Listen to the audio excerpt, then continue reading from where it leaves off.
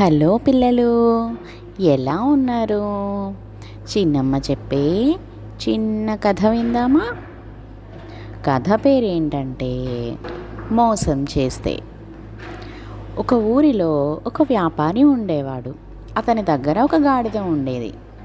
ఆ వ్యాపారి రోజు ఉదయాన్నే లేచి గాడిద వీపు మీద ఉప్పు మూటలు వేసి దాన్ని వెంట పెట్టుకొని తిరుగుతూ ఉప్పు అమ్ముతూ ఉండేవాడు.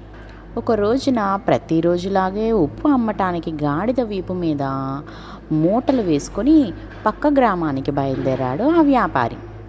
ఆ పక్క గ్రామానికి వెళ్ళే దారిలో ఒక చిన్న కాలువ ఉంది.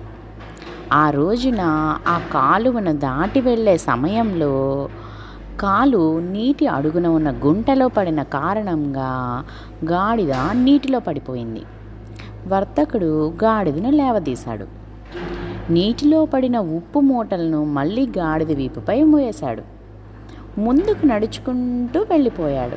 ఉప్పు మూటలు నీటిలో పడి చాలా భాగం కరిగిపోయింది. దానివలన గాడిదకు చాలా తేలికగా అనిపించింది. ఆ మరుసటి రోజు నుండి కాలువ దాటిపోయే సమయంలో గాడిద ప్రతిరోజు పడిపోతూనే ఉంది. కాదు పడిపోవటానికి ట్రై చేస్తూ పడిపోయింది. ఉప్పు కరిగిపోతూ ఉంది. గాడిదకు తేలికవుతూ ఉంది. అయితే వ్యాపారికి మాత్రం లాభానికి బదులుగా నష్టం వచ్చింది. ఎందుకు?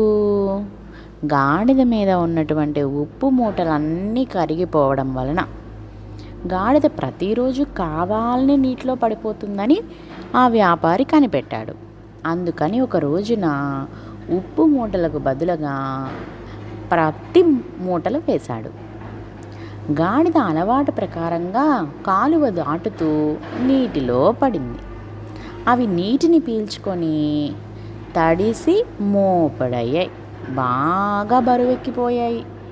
ఆ వ్యాపారి గాడిద వీపుపై ఈ తడిపిన పత్తి మూటల్ని వేసి గ్రామం అంతా సాయంత్రం దాకా తిప్పాడు. తడిసిన పత్తిని ఎవ్వరూ కొనలేదు. మోయలేక సాయంత్రం వరకు మోస్తూనే ఉంది గాడిద. అలానే ఇంటికి చేరింది. ఆ తర్వాత నుండి మళ్ళీ ఎప్పుడూ కూడా మోసం చేయాలని గాడిద అస్సలు అనుకోలేదు. వర్తకుడు ఉప్పు వ్యాపారంలో మళ్ళీ లాభాలు పొందగలిగాడు. కాబట్టి మనం ఎవరికైనా మోసం చేస్తే మనం మోసపోతాము.